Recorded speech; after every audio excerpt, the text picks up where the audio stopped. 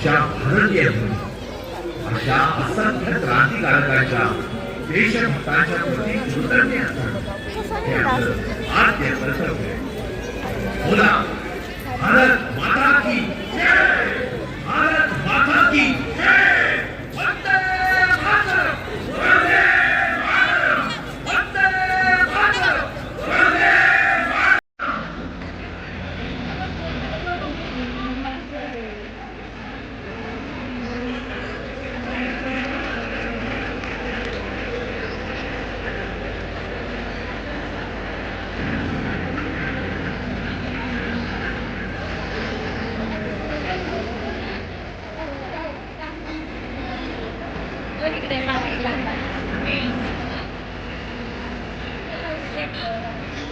The horse.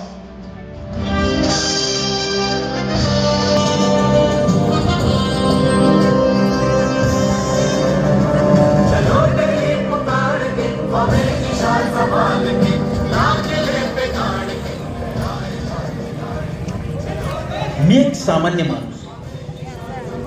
आता जे ऐकलं, ज्या महापुरुषांनी आपला देश, धर्म, समाज यासाठी जे कार्य केलं, खरंच त्याचे आपण पायीक आहोत का, असा प्रश्न मला पडलेला आहे. ही आत्ताची परिस्थिती कोण बदलणार? त्याची सुरुवात सर्वसामान्य माणसापासूनच झाली पाहिजे. पण त्यासाठी आपल्याला आपली संस्कृती, आपला धर्म व आपल्या देशातील इतिहास माहीत असणं गरजेचं आहे. आणि त्यासाठी आजपासून मी माझ्याच उमऱ्यापासून सुरुवात करणार आहे. आपल्या येणाऱ्या नवीन पिढीस आपली संस्कृती, आपला धर्म व इतिहास माहीत होणं फार गरजेचं आहे.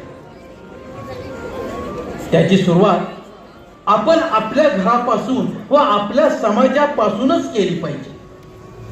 चला तर मग आज आपण आपल्या आवडत्या बाप्पाला प्रार्थना करूया की आम्हाला आमचा धर्म आणि संस्कृती जपण्याचं सामर्थ्य दे. आमच्या उत्साहाचा उन्माद होण्यापासून आम्हाला रोख. तुझा उत्सव हा पारंपरिक पद्धतीने व धर्मशास्त्रानुसार शांततेत पार पडू दे, अशी आम्हाला बुद्धीची देवता बुद्धी दे.